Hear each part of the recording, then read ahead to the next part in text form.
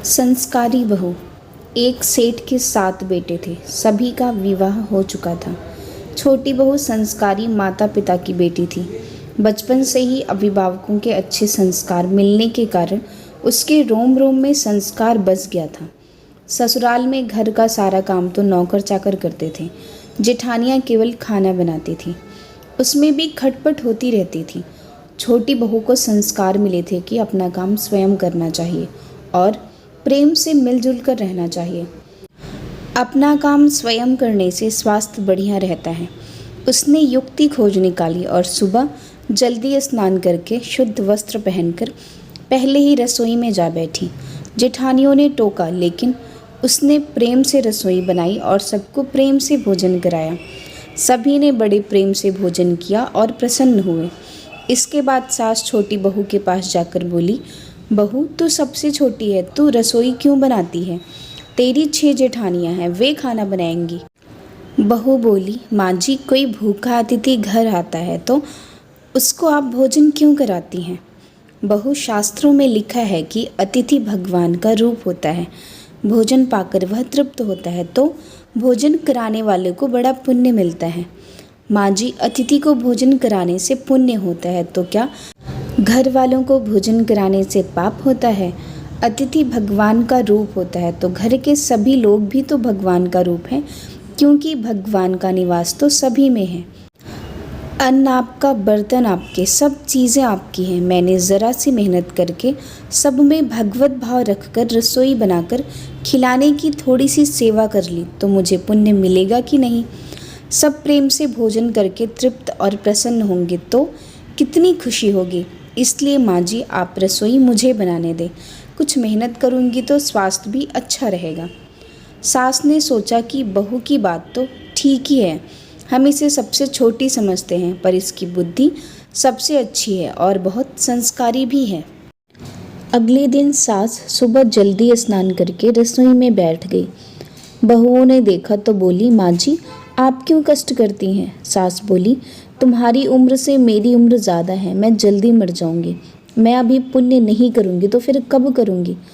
बहुएं बोली, माँ जी इसमें पुण्य की क्या बात है, यह तो घर का काम है। सास बोली, घर का काम करने से पाप होता है क्या? जब भूखे व्यक्तियों को, साधुओं को भोजन कराने से पुण्य मिलता है तो क्या घर वालों को भोजन कराने से पाप मिलेगा? सभी में ईश्वर का वास है। सास की बातें सुनकर सभी बहुओं को लगा कि इस बारे में तो उन्होंने कभी सोचा ही नहीं। यह युक्ति बहुत बढ़िया है। अब जो बहू पहले जाग जाती वही रसोई बनाने लगती। पहले जो भाव था कि तू रसोई बना, बारी बंधी थी, अब मैं बनाऊं वो बनाए, ये भाव पैदा था तो 8 बारी बंध गई थी, 2 और बढ़ गए, सास और छोटी बहू। काम करने में तू कर इससे काम बढ़ जाता है और आदमी कम हो जाते हैं, पर मैं करूं इससे काम हल्का हो जाता है और आदमी बढ़ जाते हैं। छोटी बहू उत्साही थी। सोचा कि अब तो रोटी बनाने में चौथे दिन बारी आती है, फिर क्या किया जाए। घर में गेहूं पीसने की चक्की थी, उसने उससे गेहूं पीसना शुरू कर दिया। मशीन की चक्की का आटा गरम गरम बोरी में भर देने से जल जाता है। उसकी रोटी स्वादिष्ट नहीं बनती, जबकि हाथ से पीसा गया आटा ठंडा और अधिक पौष्टिक होता है तथा उसकी रोटी भी स्वादिष्ट होती है। छोटी बहू ने आटा पीसकर उसकी रोटी बनाई तो सब कहने लगे, आज तो रोटी का जायका बड़ा विलक्षण है। सास बोली, बहू तू क्यों गेहूं पीसती है? अपने पास पैसों की कमी है क्या? माँ जी, हाथ से गेहूं पीसने से व्यायाम हो जाता है और बीमारी नहीं होती। दूसरे रसोई बनाने से भी ज़्यादा पुण्य गेहूं पीसने से होता है। सास और जेठानियों ने जब सुना तो उन्हें लगा कि बहू ठीक ही कहती है। उन्होंने अपने अपने पतियों से कहा, घर में चक्की ले आओ, हम सब गेहूं पीसेंगे। रोजाना सभी जेठानियां चक्की में 2 से 2.5 सेर गेहूं पीसने लगी। इसके बाद छोटी बहू ने देखा कि घर में जूठे बर्तन मांजने के लिए नौकरानी आती है। अपने जूठे बर्तन खुद साफ करने चाहिए, क्योंकि सब में ईश्वर का वास है, तो कोई दूसरा हमारा जूठा क्यों साफ करे। अगले दिन उसने सब बर्तन मांज दिए। सास बोली, बहू जरा सोचो, बर्तन मांजने से तुम्हारे गहने घिस जाएंगे, कपड़े खराब हो जाएंगे। माँ जी, काम जितना छोटा उतना ही उसका महत्व। पांडवों के यज्ञ में भगवान श्री कृष्ण ने जूठी पत्तलें उठाने का काम किया था। अगले दिन सास बर्तन मांजने बैठ गई। उन्हें देखकर सभी बहुओं ने बर्तन मांजने शुरू कर दिए। घर में झाड़ू लगाने के लिए नौकर आता था। एक दिन छोटी बहू ने सुबह जल्दी उठकर झाड़ू लगा दी। सास ने पूछा, बहू झाड़ू तुमने लगाई है? माँ जी, आप मत पूछिए, आपसे कुछ कहती हूँ तो मेरे हाथ से काम चला जाता है। झाड़ू लगाने का काम तो नौकर कहे, तू क्यों लगाती है? माँ जी, रामायण में आता है कि वन में बड़े बड़े ऋषि मुनि रहते थे। भगवान उनकी कुटिया में न जाकर सबसे पहले शबरी की कुटिया में गए थे, क्योंकि शबरी रोज चुपके से झाड़ू लगाती थी, पंपा सरोवर का रास्ता साफ करती थी कि कहीं आते जाते ऋषि मुनियों के पैरों में कंकड़ न चुभ जाए। सास ने देखा कि छोटी बहू तो सबको लूट लेगी, क्योंकि यह सबका पुण्य अकेले ही ले लेती है। अब सास और सभी बहुओं ने मिलकर झाड़ू लगाना शुरू कर दिया। जिस घर में आपस में प्रेम होता है वहाँ लक्ष्मी का वास होता है, और जहाँ कलह होती है वहाँ निर्धनता आती है। सेठ का तो धन दिनों दिन बढ़ने लगा। उसने घर की सब स्त्रियों के लिए गहने और कपड़े बनवा दिए।